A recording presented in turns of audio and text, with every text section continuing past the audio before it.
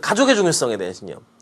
그래서 가족이 잘 지켜지고 가족 구성원들이 제 역할을 하고 또 서로 간에 화목한 가정이 구성될 때만 그 구성원들의 사회적인 삶이 안정될 수 있고 또 특히 성장하는 아이들의 정서적인 안정이 도모될 수 있다라고 하는 가족에 대한 확고한 신념이 있게 되면 모든 문제의 원인은 그것으로 돌리려는 경향이 있게 됩니다. 선생님이 예전에 그런 얘기 한 적 있죠. 그 망치를 든 사람에게는 못이 모든 문제의 원인으로 보인다. 그렇죠. 그러니까 결국 내가 갖고 있는 그 신념 때문에 모든 것의 원인은 그것 하나로 지목해버리게 되는 문제점입니다. 그래서 이런 편향으로부터 벗어날 수 있어야 우리가 더 좋은 원인 논증을 할 수 있겠지요. 예. 다음으로 가보죠. 다음은 이건 굉장히 최근에 이제 그 논술 문제들에서 그 많이 다루고 있는 유형인데요. 상관관계를 인과관계로 단정하는 오류가 있을 수 있습니다. 예컨대 그 상관관계라고 하는 것은 그러니까 A의 그 분포와 혹은 뭐 도수라고 할까요? 그리고 B의 분포 도수가 일정 정도의 상관성을 지니고 나타날 때를 우리가 상관관계라고 얘기할 수 있습니다. 예컨대 그래프 상으로 보면 A와 B가 있을 때 B가 증가할 때 A도 함께 증가한다거나 증가하는 경향이 있다거나 그래서 분포가 이렇게 뭐 된다거나 혹은 B가 증가할 때 A가 감소하는 경향이 있다거나 그래서 분포가 이렇게 나타나거나 이렇게 되면 우리가 양의 상관관계 혹은 정의 관계 혹은 부의 상관관계 혹은 음의 상관관계가 나타난다라고 이야기할 수 있죠. 그래서 이제 이런 것들을 우리가 상관관계라고 이야기할 수 있는데요.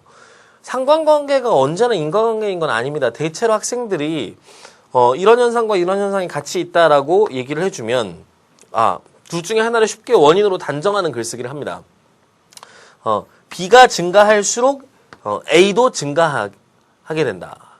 라든지 혹은 B의 증가가 A의 증가의 원인임을 알 수 있다라든지 하는 식으로 인과관계의 단정이 나타나는 겁니다. 그런데 우리가 이렇게 단정을 하게 되면 두 가지의 오류 가능성을 갖게 됩니다. 일단 첫 번째는 역인과관계의 오류입니다. 거꾸로일 수 있습니다. 그러니까 B가 A의 원인이 아니라 도리어 A가 B의 원인일 수도 있는 것이죠. 한번 밑에 사례를 가지고 이야기를 해볼까요? 그러니까 게임 중독의 증가와 청소년 폭력 범죄의 증가가 같이 우리가 지표로 잡혔다고 합시다.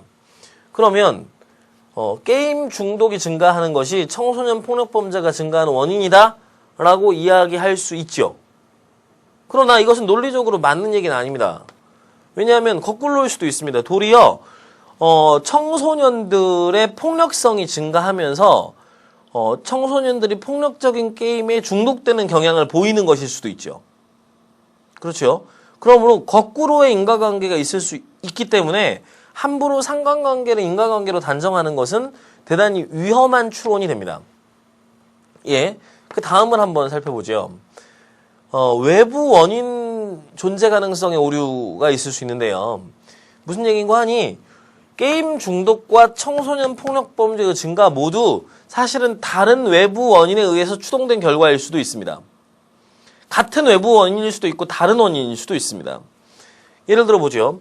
미디어에서 폭력적인 그 장면과 폭력적인 것들이 익숙해지는 그 청소년들을 이제 만들게 되었고 이것이 청소년 폭력 범죄 증가의 원인이기도 하고 폭력적인 게임에 청소년들이 중독되는 원인일 수도 있습니다. 즉 미디어의 폭력 장면의 노출 빈도의 증가가 이 두 가지의 원인일 수도 있는 것이죠.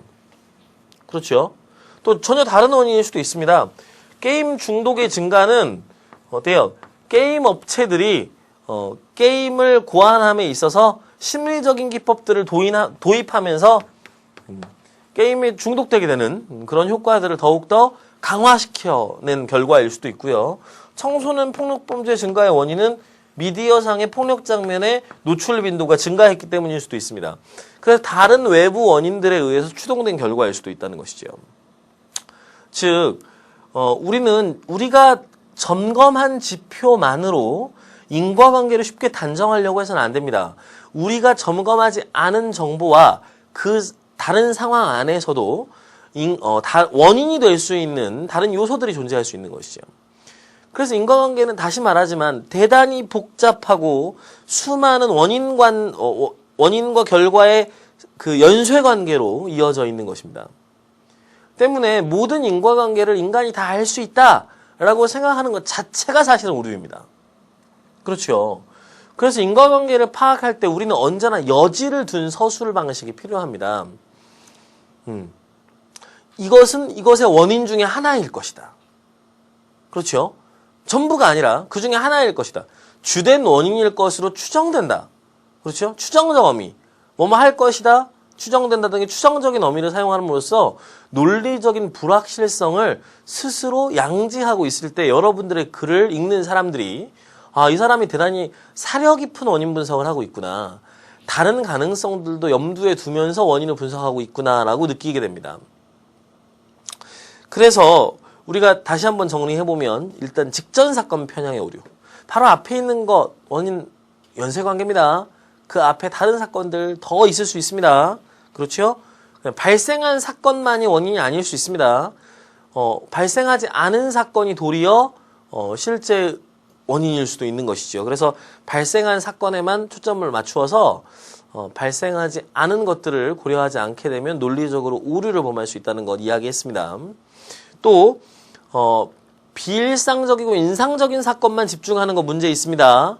그래서 오히려 일상적인 사건들의 축적, 일상적인 원인들의 축적 속에서 결과가 초래되는 일이 더 많다는 것을 여러분들이 꼭 기억하기 바랍니다.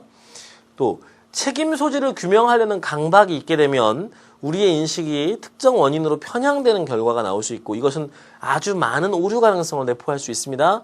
책임 소재 편향의 오류 기억하시기 바랍니다. 그리고 또 자신의 믿음을 근거로 한 원인 판단의 오류가 있을 수 있습니다. 그래서 특정한 원인을 신념으로 갖고 있게 되면 그 신념 자체를 의심하지 못하게 되고 그 신념을 다른 많은 사건들을 원인으로 지목하게 되는 결과를 초래할 수 있습니다. 그래서 자기 자신의 신념에 대해서도 끊임없이 의심할 수 있는 회의적인 태도를 가질 수 있는 노력이 중요하겠습니다. 그리고 마지막으로 최근 대단히 많이 나오고 있는 상관관계를 인과관계로 단정하는 오류를 이야기했습니다. 그래서 여러분들이 도표 해석이라든지 그래프 해석에 있어서 상관관계가 나와 있을 때 이것을 인과관계로 쉽게 단정해서 논리적인 오류를 범하는 일이 없도록 해야 되겠습니다. 실제로 이 마지막 그 6번째 상관관계를 인과관계로 단정하는 오류의 경우에는 최근에 대학들에서 이걸 아예 제시문으로 출제를 해서 문제를 출제한 경우도 2번이나 있었습니다. 그래서 여러분들이 이 상관관계